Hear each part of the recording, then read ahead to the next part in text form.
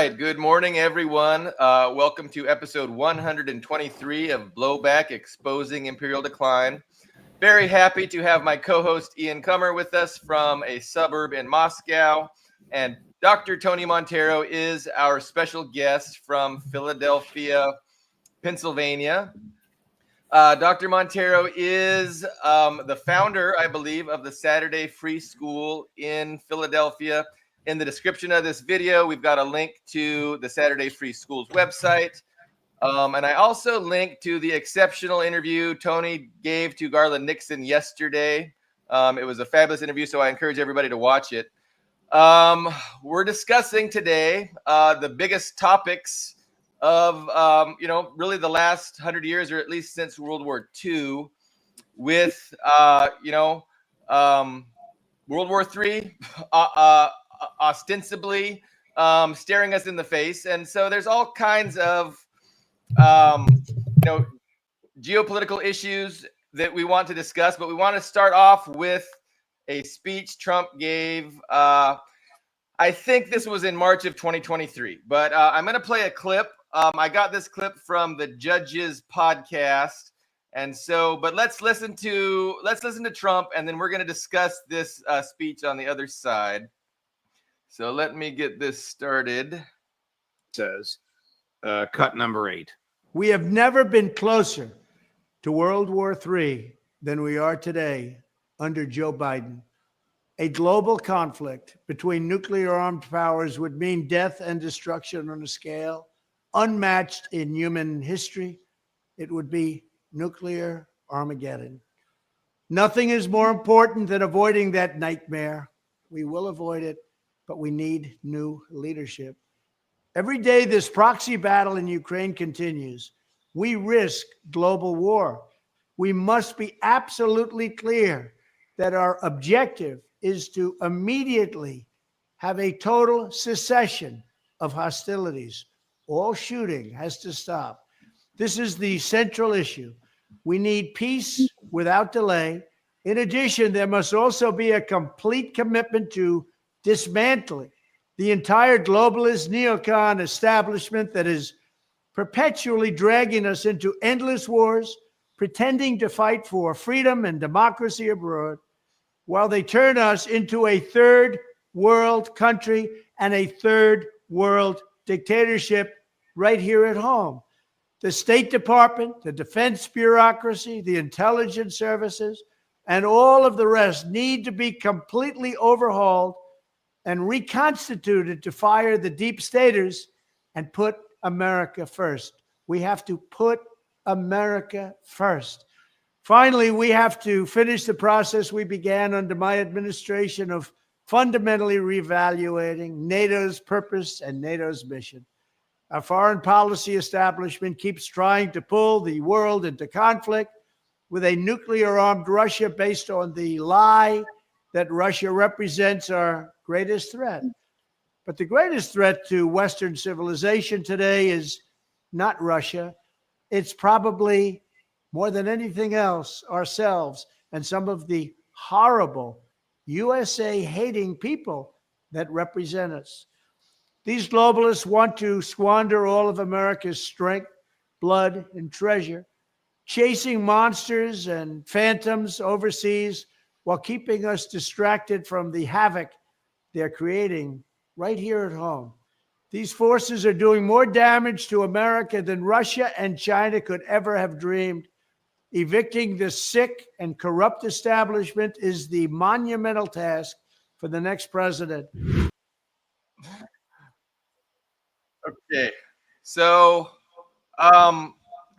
I like that Trump at least respects me enough to pander to me. And I am angry that nobody else, well, I mean, Jill Stein obviously pandered, and she's not pandering. I mean, she's legit.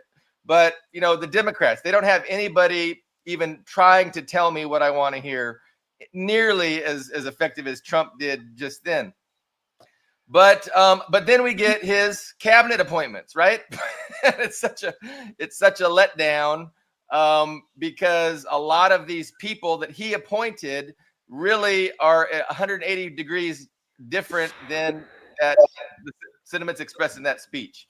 But Anthony, what are your takeaways from that clip? Well, first of all, thank you for having me, Billy and Ian.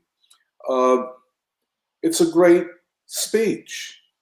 It's the type of speech that the American people wanted to hear and still want to hear. But Trump, in this period of appointing of a cabinet outside of Tulsi Gabbard and Matt Gaetz before he was pulled back, outside of those two, I'm not at all impressed with this group of neocons and Zionists, and not very intelligent people at that. Now, if Trump intends to be the Secretary of State, the Secretary of Defense, as well as the President of the United States, which he might be thinking of, kind of seeing himself in a Napoleonic role, or maybe even Stalin, where the supreme leader, the president, is the final arbiter of foreign and domestic policy, with the assistance of Tulsi Gabbard, who would, if she is confirmed, be the head of maybe the most important agency of the state, the Department of National Intelligence, which includes 18 intelligence services, and really the big ones. Maybe Pam Biondi will do something similar with the Justice Department. However, Trump has a way, and I'm not saying this is what he is doing, of leading with what he would consider a strong position, only to retreat to a more reasonable one. We saw this with North Korea and Kim Jong-un. Certainly the world that he confronts is not a world where any of what, for example, Mike Waltz said on the Sunday talk shows last Sunday, or what Marco Rubio or some of these wild and crazy Republicans have said. I think Trump is much smarter than they, but he can't outsmart everyone. He has to have some people of principle around him. And I think especially now with what the Biden administration, or maybe not the Biden administration, maybe those deeply enmeshed in the state, that secret government having given Ukraine the right to use attacker missiles, and Ukraine having used them to strike deep into Russia, and President Vladimir Putin informing the Russian people and the West and the United States that we are now at war, and that Russia reserves the right to use all of its weapons, including nuclear weapons, to defend its sovereignty and territorial integrity. I think this is very important to understand, that the Russians have seen what was going on in Ukraine and what provoked the special military operation as a provocation by the West, and in particular the Biden administration, to provoke Russia in order to set off a set of events, including sanctions and the further arming of Ukraine and the movement of Ukraine towards NATO, as a way of bringing down the Russian government. And so Russia always saw this war as an existential threat to the sovereignty of the nation, to its territorial integrity. It acted, in my opinion, rationally and appropriately. It limited its actions in the beginning, but now Putin has said with these missiles, including those from Great Britain being fired into Russia, that we have now reached a new qualitative stage in this struggle.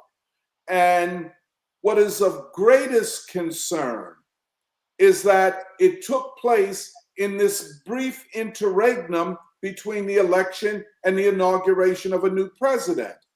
But in this period, and in spite of what the Russian government through Putin has said, we've heard nothing from the President of the United States, from the Vice President of the United States. I don't think the Secretary of State or the Secretary of Defense or the National Security Advisor have said anything.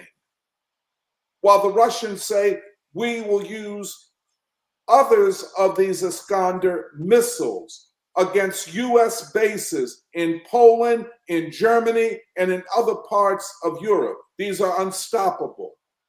We're at a new qualitative stage technologically and in terms of military, in terms of war itself. And it is troubling that nobody of official rank in the American government has said a word except for this guy, Rear Admiral Buchanan. So the question, I guess, I would just ending, I'd like to talk a lot, but who is running the American government? Can you remind us Can you remind us what Buchanan said? And I'm sorry, forgive me. Yes, he said about a week ago, maybe less, that we must be prepared to fight and win a nuclear war with Russia. Everybody with an ounce of sense realizes nuclear war cannot be won. The other thing is he must not be aware of the fact that Russia, in terms of missile warfare, is way ahead of the United States.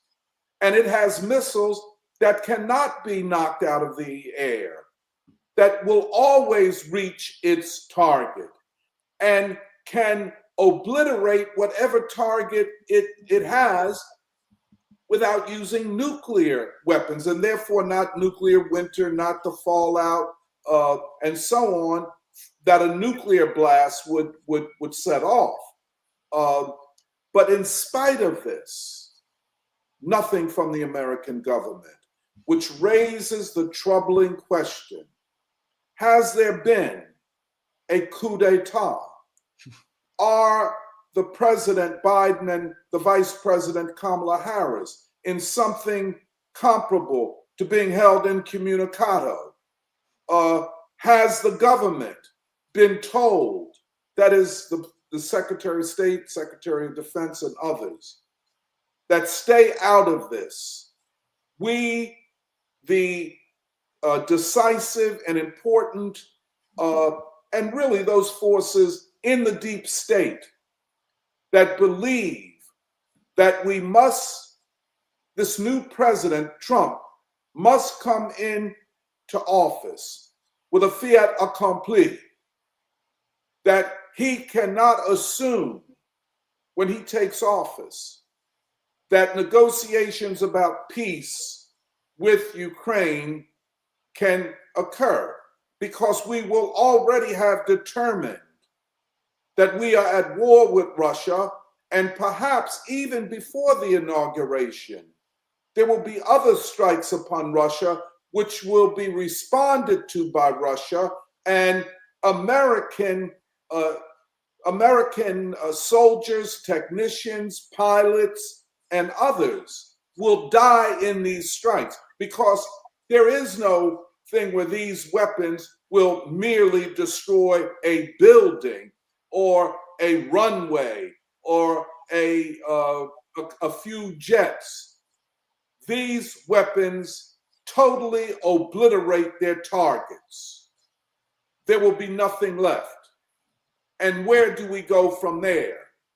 I don't think Biden and Harris are in it. I don't think they know about it. I don't think they are permitted to speak about it. And this is the deep state, the real state, deciding that going forward to 2025, we will wage war to re-establish American dominance and hegemony in Europe. And if the European people think they have something to say about it, we want to let them know that we will decide this even for them. And of course, finally, if it's not already clear, this is an attack upon democracy, upon the legitimacy of an election, upon the American people speaking on behalf of peace and an end to war, that all of that can be overthrown. And even the inauguration of a new president could either be delayed or reversed. I think we're in dangerous territory. I wanted to add two things, and then I wanted to get Ian's take. But the other thing that goes right along with that is a statement from one of the NATO officials saying that they have indeed been considering a preemptive strike against Russia. So NATO has been considering a preemptive strike against Russia. And then with all of this, in any rational society, if you don't hear from your leaders, from your elected leaders, like Kamala and Biden, that is the natural implication that, you know, what's going on? Is there a coup? Has the military taken them hostage? You know, are they being threatened? How come we're not hearing from them? That would be the obvious question in any sane society. But, you know, in our society, it's like we live in this water and it's boiling, and people are just used to the boiling, and so they don't even recognize that the water is boiling. I mean, that's kind of the situation. But Ian, did you have some any thoughts about what we've talked about so far? Well, I think everything Anthony said was true. It's kind of a dangerous point, and it does seem like, with Ukraine specifically, the current administration is trying to escalate it to the point where the incoming administration just can't do anything with it. That's I think that's actually a safe statement to make at this point, where it just escalated to that. As far as the more serious rumors, like particularly possibly giving nukes to Ukraine right now, that's originating from a New York Times article. So it's not, I wouldn't consider it substantiated, but no one's stepped up. You know, Biden or the press secretary or really anybody has not come up and said, no, that's not true. No one's repudiated that. Because, in the past, when there was fake news or misinformation or anything like that, it has been walked back in the past. This one has not yet been walked back, which I would say is concerning. I do think it's unlikely. I think I would put that rumor in the unlikely category, not impossible, but unlikely. Because, of course, if someone gave Ukraine nukes, and the ability to control them, they would use the nukes, and then there'd be nukes fired back, and then it'd be a nuclear war. So I think that's unlikely. But I think what Anthony said about it's not clear who's in charge, who is running the government right now. I mean, that was a question people were asking even before the election really started. And afterwards, Kamala's melted back into the wall, which to me suggests that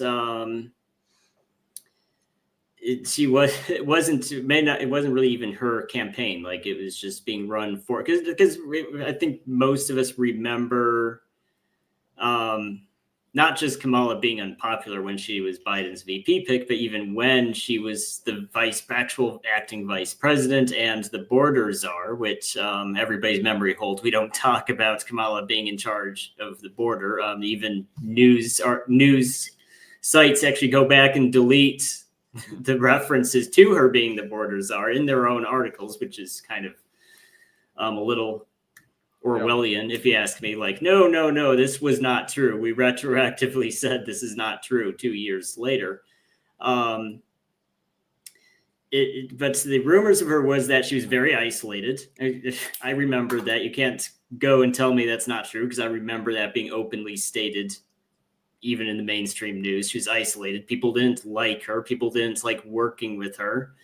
And that was just, it's an isolated person. And an isolated person has no real authority, because if you're isolated, well, of course, you're not in charge of anything. So I think she just went back to people just went back to not talking to her after the election was over and she had lost. And of course, Biden is cognitively unfit to run for president, but for some reason is cognitively fit to be president, which I think is one of the most amazing contradictions in history. So yeah, it's just like, who is in charge, or is there even anybody in charge? I think that's actually, I would say it's actually the more comforting option, that there's a deep state that's controlling it. But I would say that's actually the worst option, that it's just a headless machine rolling around. Is you have these department heads, you have these different organs of the body doing what they want to do, but there's no one directing them. It's just rolling on autopilot. There definitely seems to be a faction that is eager to escalate tensions, with Ukraine. And this is counter to what Trump is saying in that speech. And so there's a question about when that actual speech took place. And I don't know if that speech is from March 23rd, because on the judge's, podcast, it said it was from November 18th. Obviously, a November 18th speech is going to have more power, because he's already won the election. And so now, if he made such a firm, fiery anti-war speech after he won, it would be a lot more, it'd be a much stronger thing. But, given that speech could have been from March, and given his cabinet appointees, a lot of war hawks, except for, the people that Anthony talked about, such as Gates, who had to step down because he was just mercilessly attacked. And it's like, it's just interesting how these best picks that Donald Trump makes are the ones that are most vehemently attacked, and the worst picks, nobody, they're all greeted with open arms. But why Trump? I mean, didn't you learn from your first go round not to surround yourself with these kinds of people? But I do appreciate Anthony's, analysis that, he might be coming in as thinking he's the Napoleon, and he's going to make the decisions. He's going to have these advisors. He's going to appease different factions of the war party by putting these people in his cabinet. And ultimately, he's going to make sure that he is making, the decisions, and he's going to make decisions based on his own instincts and his own understanding of what's best to, make America great again. Well, I have a question for Anthony, actually, what you said about, I'm on the fence, because I've had those same thoughts as you. And the main problem with Trump basically was that he was isolated. He had his own administration was directly working against him on several key points. Possibly the most infamous, maybe not the most well-known one, but the most infamous one was him telling the DOD draw down the number of troops in Syria, and the Pentagon directly lied to him and said they had, and did the opposite, just maintained the troop levels. And they, after the fact, admitted, oh yeah, we lied about that, actually. So the second time around, and I would say one of his big selling points of his campaign was that it won't be like that we have a political coalition. He's not an individual. There's a team. Anthony, what do you think of the possibility that his picks reflect that he has mended the fence with the more mainstream elements of the Republican Party? So not necessarily backed down, but maybe watered down his takes and said, okay, we have to work together. Because it's true, if the Republican Party is divided, then they don't have a majority. Yeah. So what do you think of that possibility? Well, I think what we have to begin with, and this it's a very hard thing to conclude, very difficult personally. But we have to face it. The Biden administration unleashed the dogs of war. How do we know it? Well, we know the wars and so on that they have foisted upon us. By the way, I consider the war in Gaza to be a U.S.-Israeli war. What Trump suggested, even more than what he said, is that he will contain and control the dogs of war. Now, that's a major undertaking. To get the dogs of war under control, to eliminate some of them, and so on. It takes enormous courage. The appointments, the people that he's appointed, have no demonstrated history of courage at all. Marco Rubio, Mike Waltz. So in some ways, one could suggest, and I'm not supporting Trump on his appointments or on some of his own rhetoric, but to appoint them as a way of saying, well, look, that's what I'm about, when in fact it might be something else. He has already put himself as an enemy of the deep state. The appointment of Tulsi Gabbard and then Matt Gaetz and maybe Pam Bondi, I don't know that much about her, but those appointments are far more significant than this guy, Mike Waltz or Marco Rubio or Hickseth. These are faces. And in most administrations, the head of departments tend merely to be the face of the department. They don't run anything. They don't know anything about those departments. And they're basically powerless, and they do and say what they're told. So in that kind of circumstance, Trump becomes his own Secretary of State, his own national security advisor, and so on. But I think the big thing about this political realignment, especially as it relates to the problem of where the United States will stand in a multipolar world, where the declining and descending forces are the Western and American military and economic forces, and the ascending forces are Asian and Euro-Asia, China, India, Russia. What does he do with that? He can't solve that problem with this idea of peace through strength. It barely worked when the United States was an ascendant military and economic power. It's certainly not going to work today, and I'm certain Putin or Xi Jinping or Kim Jong-un or the leaders of Iran are not intimidated or frightened by it. And I know that that Trump must know that. So we have to see how this chess game within his administration and within his political coalition works out. But what I'm primarily concerned about right now is what I believe is a power grab by the deep state, by the very forces that Biden unleashed on the world, are now unleashed upon him. I mean, nobody from the White House has said a word. I'm not just talking about Biden. The only person from the White House is the press secretary, who has no power, who is completely inarticulate and pretty ignorant, as it were. The guy, I forget his name, the admiral, who speaks about national security questions, etc. He has said nothing. The spokesman for the Department of Defense, for the Department of State, nothing.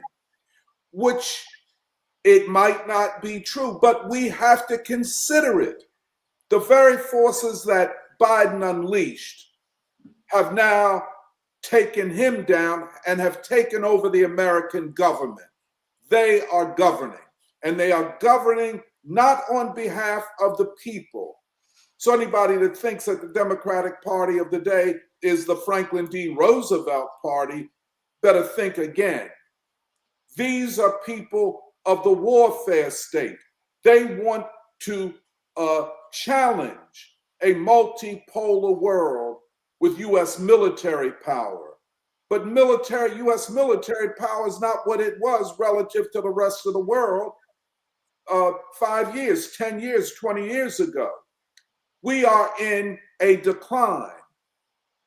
And who these forces are, we don't know. But here's the other thing.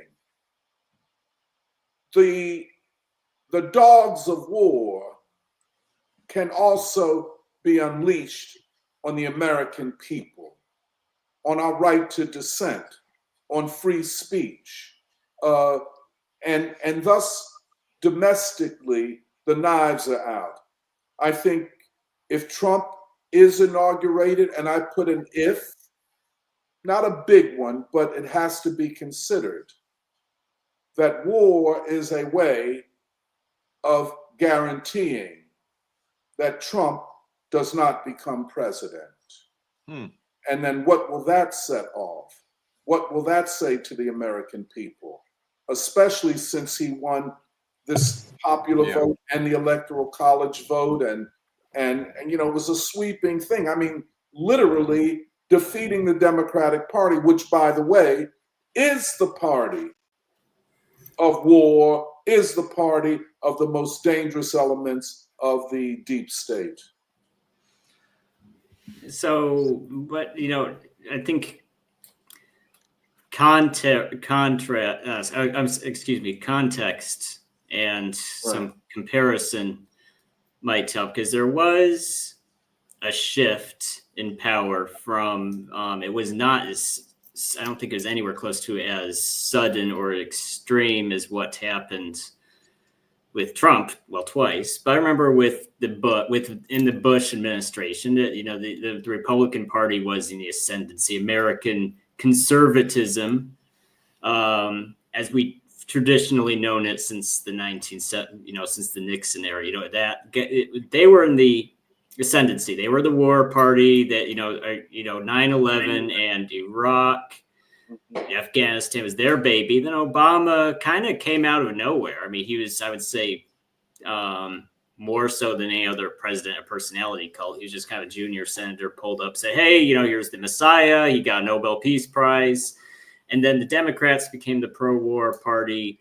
And it was just kind of literally slapping a rainbow flag on the bomb and saying, okay, we're bombs for peace now.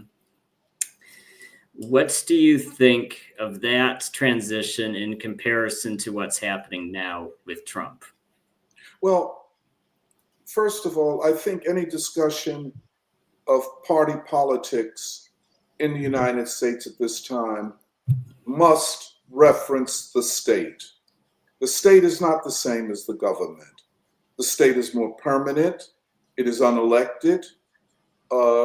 It has huge budgets, and no one knows how huge they are. They have power over government officials that most of us can't even imagine.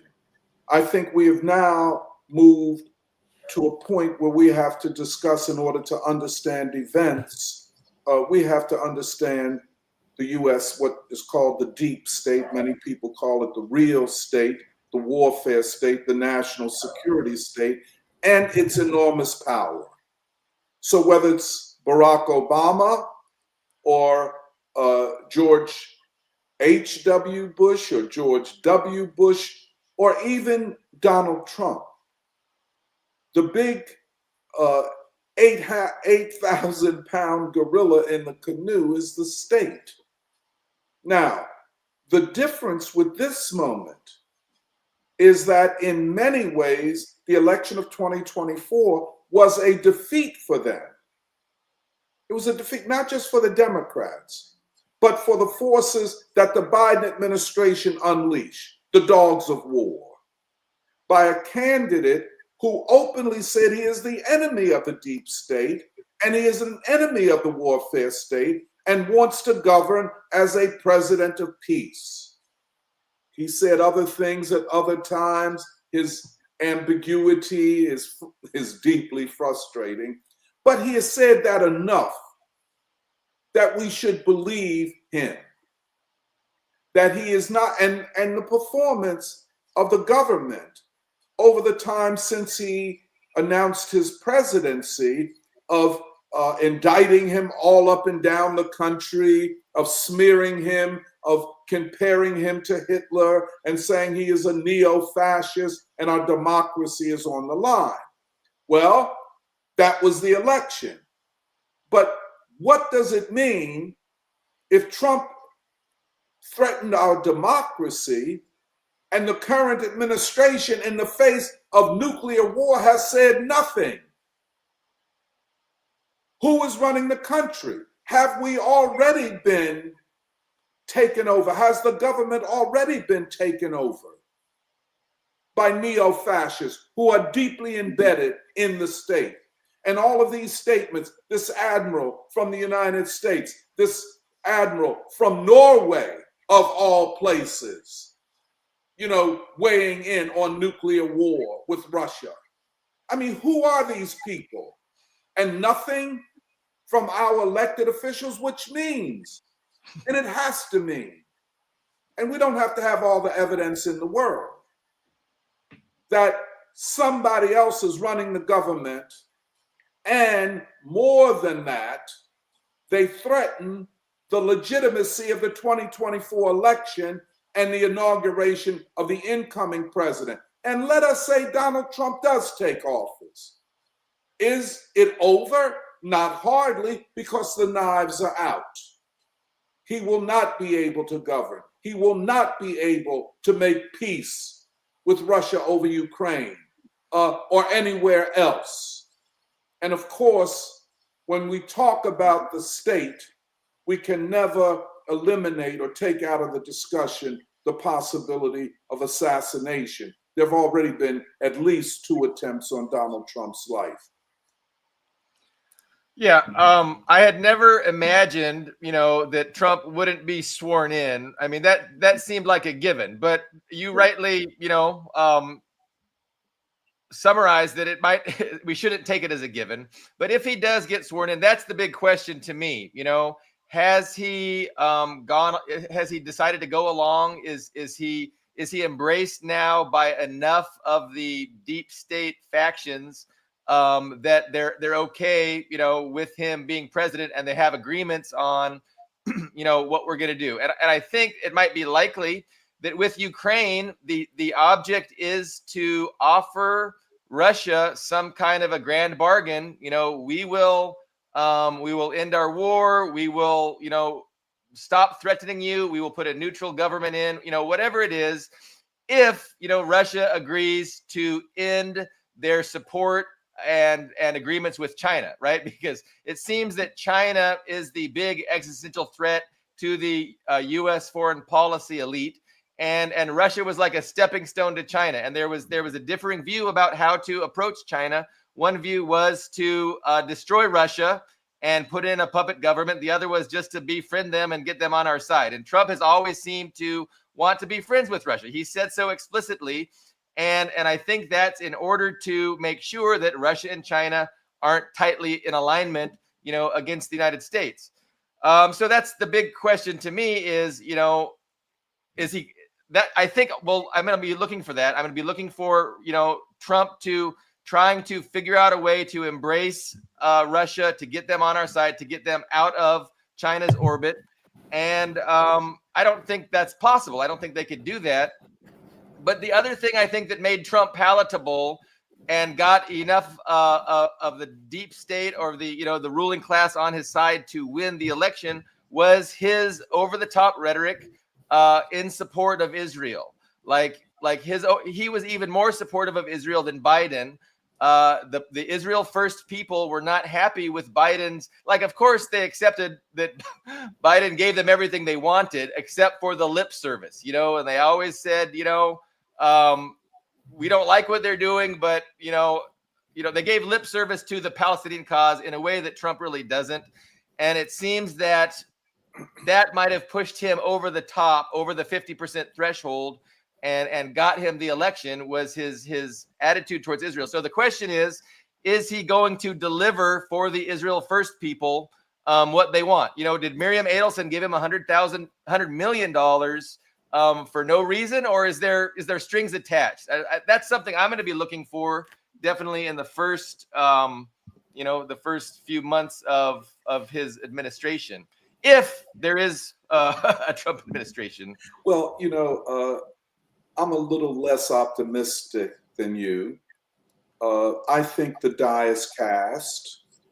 I think in struggles for power like this, once the sides dig their heels in, it becomes kind of a fight to the end. And here I'm talking about the struggle for political power and the direction of the country. Can it be achieved using bourgeois democratic means such as elections and the media? Or does the state have to enforce its power upon the political system and politicians? I don't think Trump can do anything to be acceptable to them. I mean, over these last 8 years, he has spoken in ways that says he is unreliable as a political player vis-a-vis the state. He has to be contained or eliminated. I think that's the struggle that we're in at this point. Now, the question is, what will the people do? Because one thing that Trump has in this political realignment, he has the majority of the working class on his side. War is the enemy of the well-being of working people, and they know it. That is what is so interesting. And so would this ongoing attack, or not allowing Trump to take office, or even if he takes office, to make it impossible for him to govern, the people will look at his first administration, they'll look at this one, and they will draw conclusions and ask questions that we're asking. Who is running the government? And who is not allowing Trump to govern? Now, a lot of people on the left, or the so-called left, would say that the worst of times is the best of times, that this crisis of war and democracy could accelerate or advance the struggle for socialism. I would say that is craziness. The struggle for socialism, like many of them thought, that the defeat of Trump in the election of Kamala Harris could give us space to struggle. Well, now we see it hasn't given us space, because the opposite is occurring. What I'm calling a coup has taken place. I hope I'm making clear how the assumptions and language of the so-called democratic left, even the socialist left, was totally wrong. We do not have more space. In fact, we're in a worse situation the day after the election than we were the day of the election. We are facing the most undemocratic forces in our society that are, by any measure, fascist.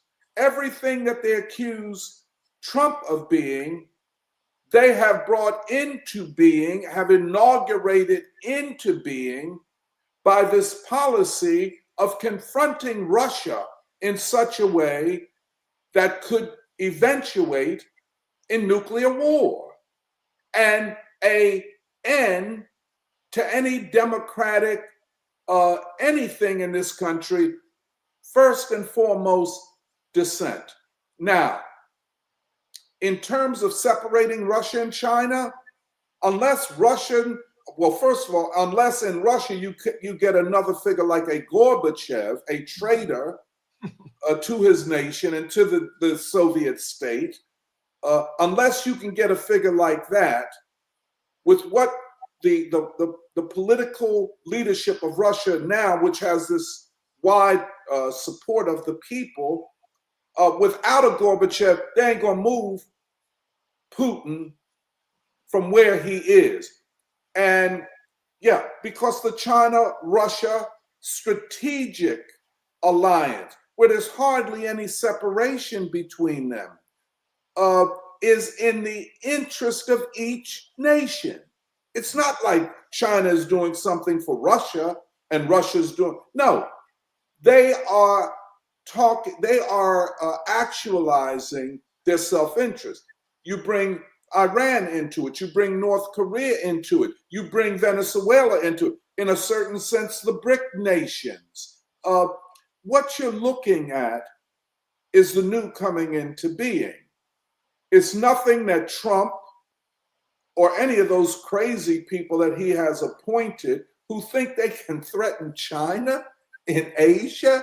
I mean, come on. I mean, like they say, I mean, you know, the fentanyl crisis has gotten into the political system. These people are thrown off. It cannot happen.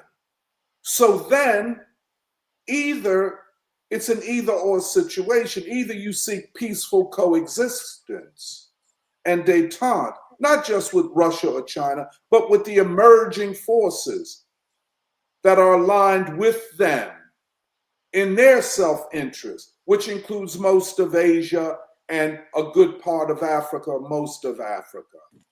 Either détente or nuclear war. And that is what the struggle is in the state. The government has been pushed aside. Look, man, nothing from Biden. I mean, even if he has to read a teleprompter, at least show your face. Nothing from Harris. Nothing from the Secretary of State. The president of Russia said, we are at war. Oh, you don't believe him? Well, what about the Iskander missile that they used in Ukraine? And he said, we will use them on any military base of any nation we have identified as an enemy. In fact, we have lowered the threshold for our use of nuclear weapons because we take as a sacred duty of the Russian state to defend the Russian state. I mean, this is what he's saying. And so, first of all, put aside all of those appointees that Trump has made. Those nuts, nobody takes them seriously. They're probably making a pitch for campaign donations. Oh, look, I'm tough on the Russians. Oh, really? You talk tough. And we've seen this, you know, I mean, you grow up in the streets, you see a lot of people that talk tough, and it ends there. But those who know, the world has changed. I give Trump the benefit of the doubt. He knows what we know. He has put some idiots out there for the press to focus on. They cannot defeat Russia. You know, France and Britain talking about sending expeditionary forces to Russia to do what? To die? I mean, Poland, you going to launch some missiles from an American base in Poland? Do you really want to do that? America, you think you can defeat Russia in Ukraine? You think you have more advanced technology? No. But there are those within the state, and this, I want to just make this clear, I'll shut up after this, who have decided that the question is existential. We can't allow Trump to get in office and to begin to negotiate with Vladimir Putin or Xi Jinping or Kim Jong-un, all of whom he has spoken highly of. He is too friendly to them. He does not see them as implacable enemies. He sees them as adversaries to be negotiated with.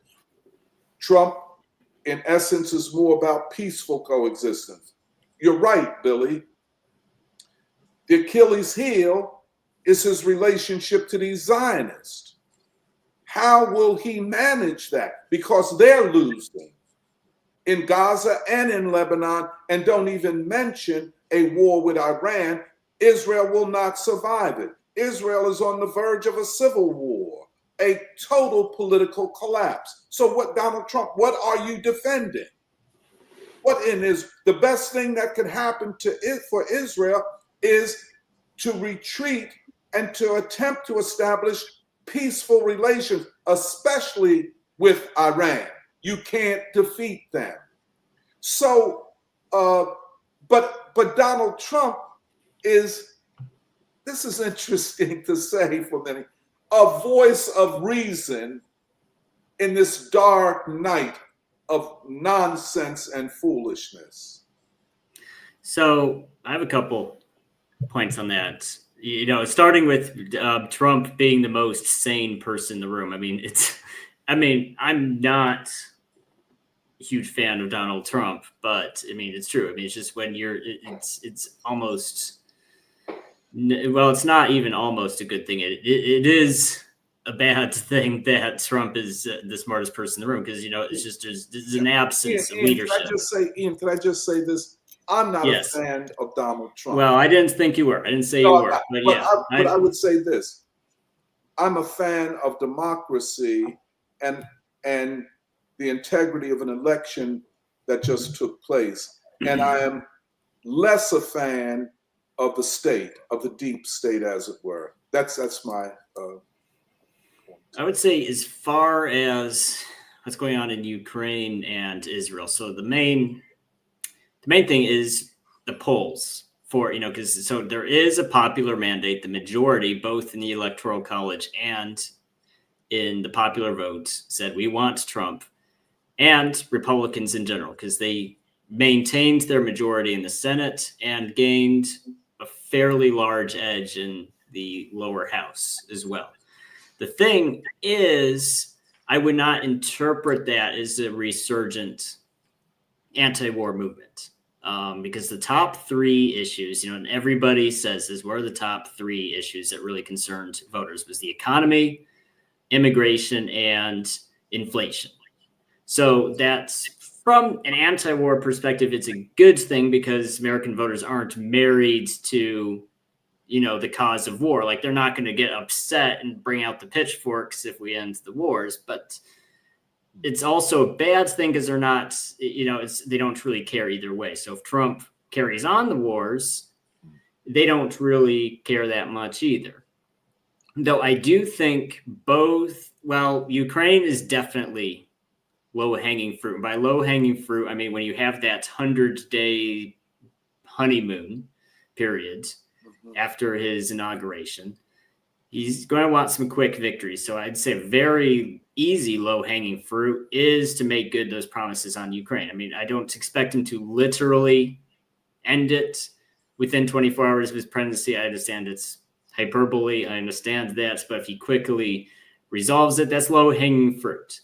Now, the much longer shot is that he also resolves Israel. Now, I do think, I'm not terribly optimistic on that, but I do think there's some cause for optimism, because I suspect a large portion of the Israeli Zionist Jewish lobbies, if you will, you know, they're not a hegemonic group like anyone else. It does not. I think they're tired. They're just as tired of the war. This is not good for Israel. It's not good for Israelis. It's not good for their economy. It's not good for the public image of Zionism and Israel. I think a lot of them, whether or not they say it out loud, are tired of Netanyahu, and they would like to just declare victory and end hostilities. And so there's a chance that Trump will do that. and pass it as kind of a only Nixon can go to China type moment too. Because if Biden did it, then Zionists would say, oh, look, there's traitorous Muslim loving Democrats, Biden doing it. But if Trump does, it's like, hey, look, I was a tough negotiator and got Hamas to give what we want, and there's peace. I could say he could it's possible. It's a bit of a long shot, but he politically might be able to do that, to pass it as a victory. And it would also be I can think of nothing else that would be more humiliating to Biden. Just imagine, more than a year. It's been more than a year, and he does this hooing and hawing like, oh, there's nothing we can do except give Israel more bombs and money. And there's this faction of the liberal center left saying, well, we have to support Biden because he's the lesser of two evils, and Trump would be worse. Peace when Israel wouldn't necessarily increase Trump's support on the right, but it would demoralize the left, because the left is very demoralized right now. Let me just say this. Yes, go ahead. See, I think we're looking at the wrong things. Mm-hmm. What will the Republicans do? How will Trump do this or the other? Mm-hmm. I think we're faced with a different kind of crisis right now, and that is a crisis of the state. My point is that what we're looking at is the abdication of government to the state. How is it that the president of Russia, the second or the first most powerful nuclear weapons nation in the world, said, we at war with y'all, and nobody in authority has said anything? Now, okay, if we get to January 20th and a couple days beyond it, maybe then we could talk about a lot of the political maneuvering. I don't think so, by the way. This question of who is governing the country, who are these people, and why has the president not addressed the nation about war and peace? The resolution of this crisis domestically, forgive me for talking too loud. I'm sorry, Ian. No, you're good.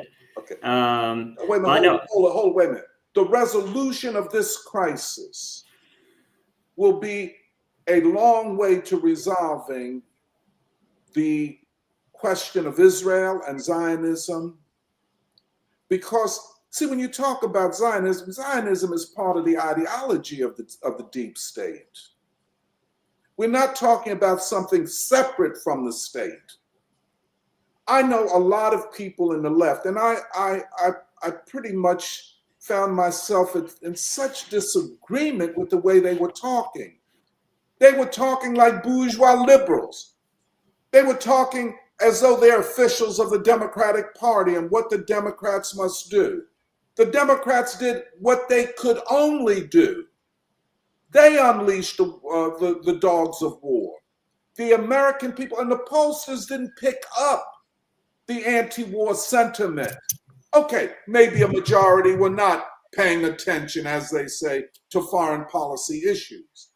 I can assure you, your average working class voter looked at the question of war and peace from the standpoint of what does all this spending in Ukraine mean to our schools, to our utility bills, to inflation? What does giving all this money to Israel mean to our lives? I think we are now in the moment where we have to get more serious about what the nature of power in this country is.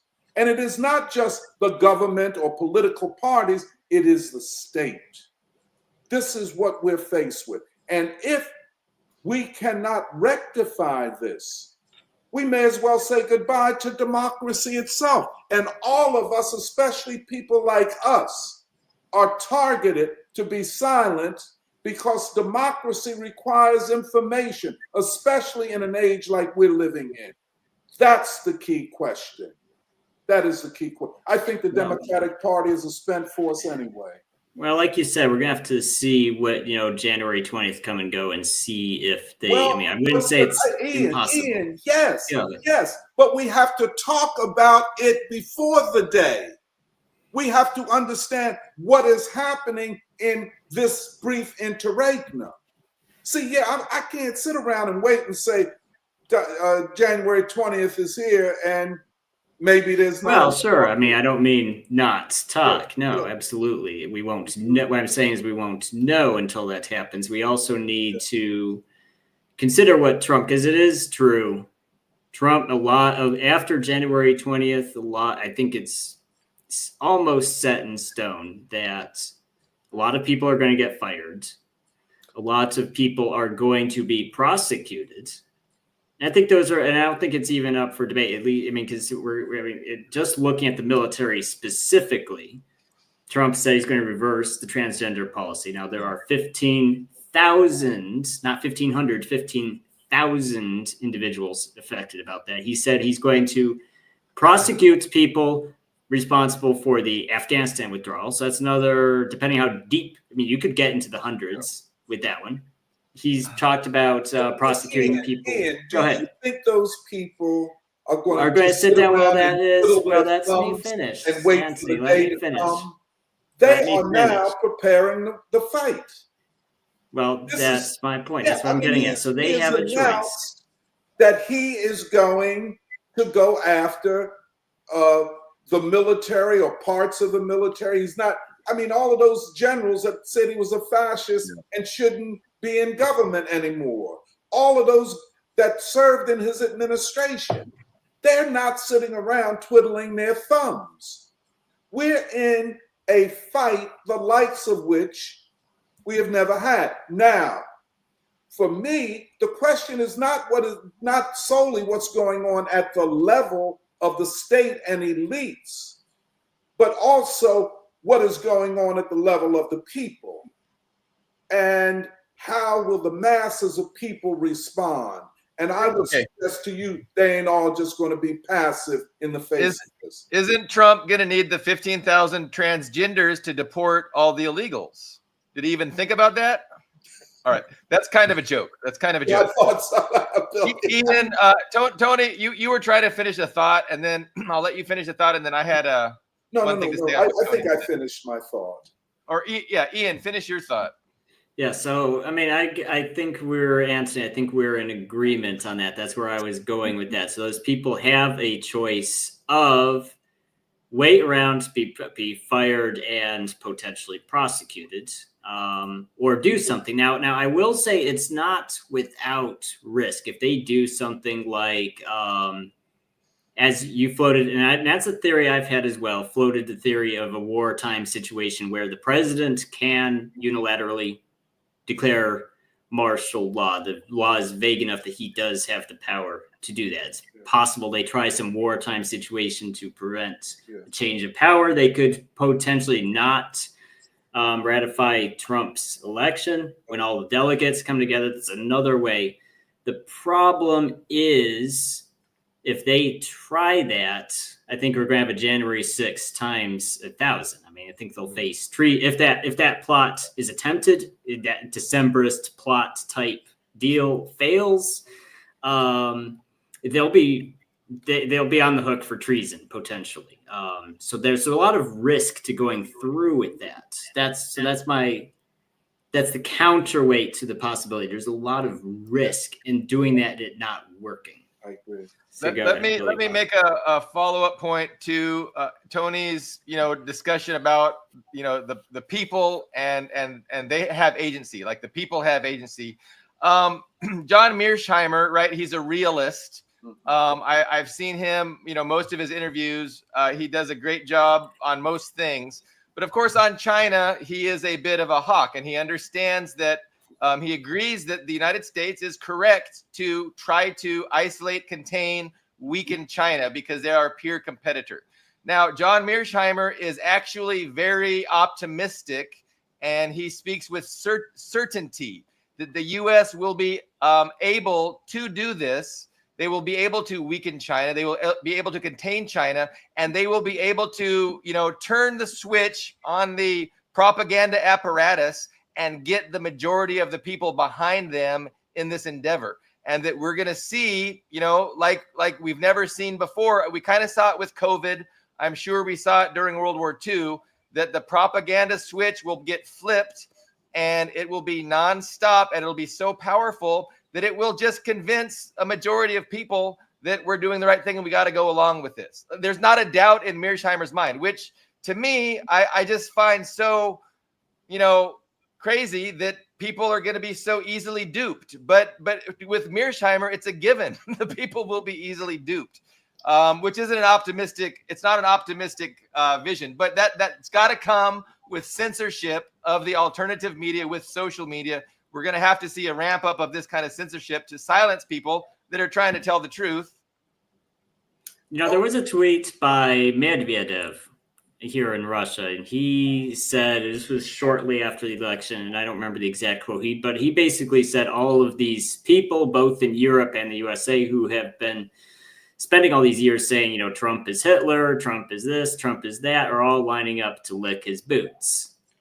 And I think that's a possibility. However unhappy they are, he's just going to take office, and there's going to be a transition of power. And I think I'm not downplaying the significance of Trump, because I do think it's, and that's why Billy Bob and I had this bet leading up to the election. He was like, okay, Trump maybe has a chance of winning. And I was just saying, there's no way.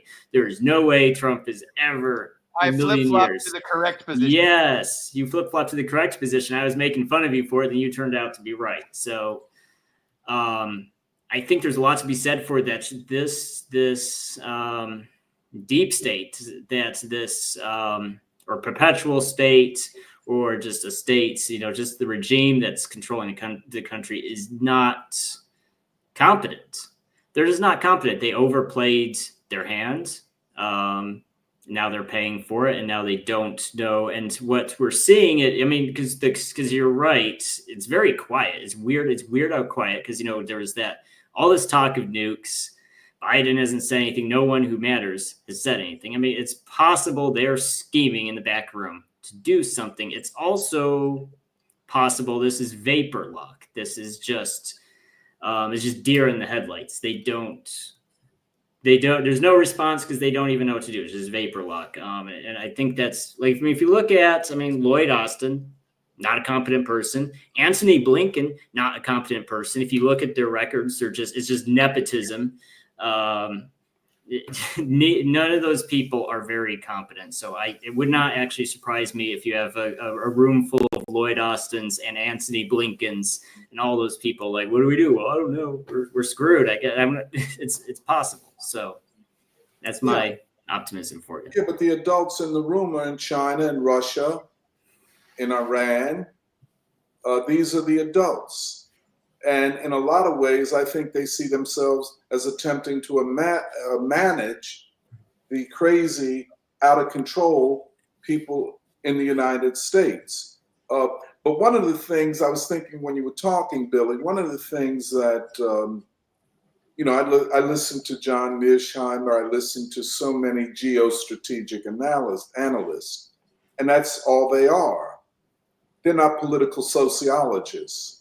They think that that global politics is a chessboard, and great powers make moves, rational moves in their interests, and so on and so forth. And all of that's good. And Mearsheimer's made a great contribution in terms of Ukraine and even Gaza and the Middle East. Yeah. However, at the end of the day, we in this country have to know the capacity of our people to stand up. Not everybody. Believe when you say this, people say, oh, no. We're talking about that critical mass of activists, of ordinary people who say no more funding for war. We need for housing, for food and other things. You know what I'm saying?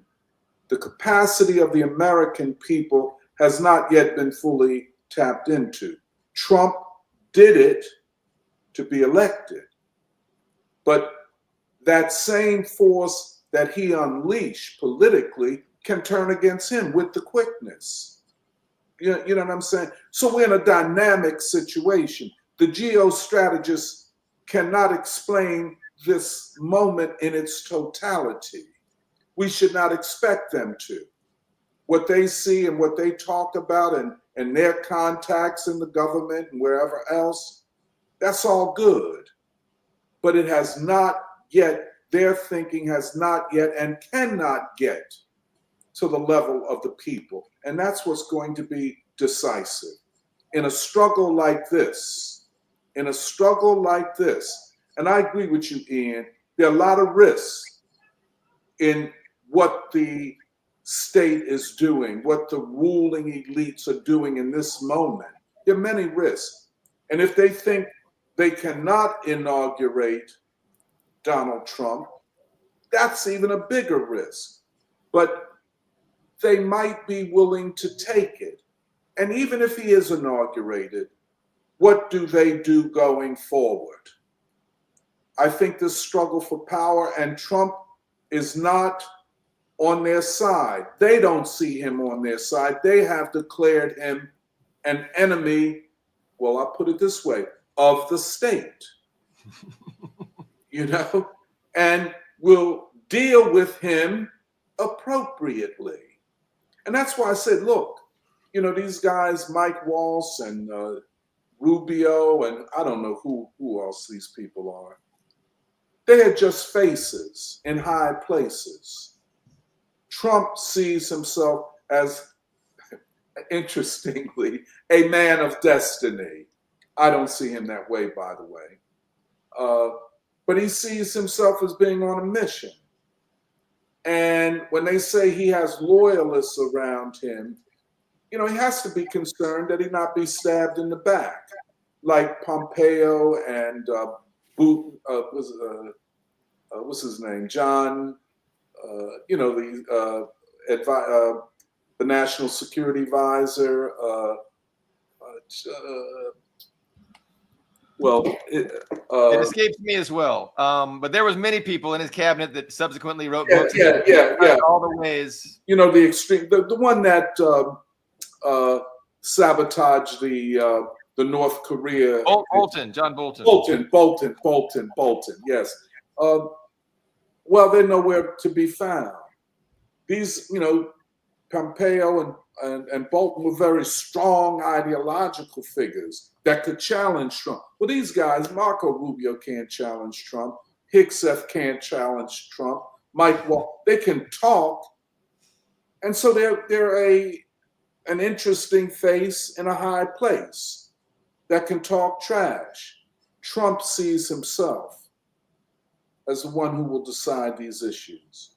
And that is interesting. I think it is maybe positive given his various speeches on peace and other things, but then it could be a weakness as well. Anthony, thank you so much for Ian, you wanted to jump in, a final thought? Sure, I'll give a final thought. I think the next couple of months, I do agree. I'm not at all saying we should just take a nap for 2 months. Definitely not saying that. But I do think it's going to be very pivotal. It's going to be very pivotal because like with Ukraine, I think as far as the missiles go, if they stick within 300 kilometers of the border like they have been, it's not going to escalate further. But if they do something more than that, then there's it could potentially get ugly quickly, for sure. As far as domestically and how does that weigh into foreign policy, here's the thing. So if Trump wants to clean house, and he actually does clean house, and I think there's no reason to believe he won't clean house. It's hard. You don't really, if you're going to purge your bureaucracy or go to war, you do them, you purge your bureaucracy first. You don't purge your bureaucracy while you're trying to fight a war. So I would hope logically they know, okay, if we're going to clean all the people who could, and I will say there's a lot of bad blood. I think we can say that for a fact. There's a lot of bad blood. Because there was a pretty hostile takeover over the last 4 to 8 years. There's a lot of people in the military. I'm sure it's true for the State Department and these other institutions. There are people who are mad and have specific people they would like to see go to the guillotine. I don't think there will be a lack of enthusiasm for Trump saying, we're going to fire a bunch of generals. They'd say, well, great. I cannot wait. Please do. There are people in my office I hate, and I want to see them get fired and go to jail. So I don't think there's like you said, the grassroots level. I don't think there's a lack of enthusiasm for that. I can't imagine doing that while also trying to say, hey, we're going to do a big ground war. In Iran or in Eastern Europe. I don't see the two meshing together well. So there's that for you. That's my closing thought. Forget the what Clausewitz taught us, and I think this moment is a profound reflection of that. That war is politics by other means. War is politics by other means. A war in Ukraine with Russia is American politics by other means. It is the struggle for domestic power over the state by other means. I think that's what Clausewitz was saying. I think so. So, Tony, I know we've kept you for well over an hour, so thank you very much, and we will reconvene for episode 124, maybe Friday. Thank you very much, and we will see you then.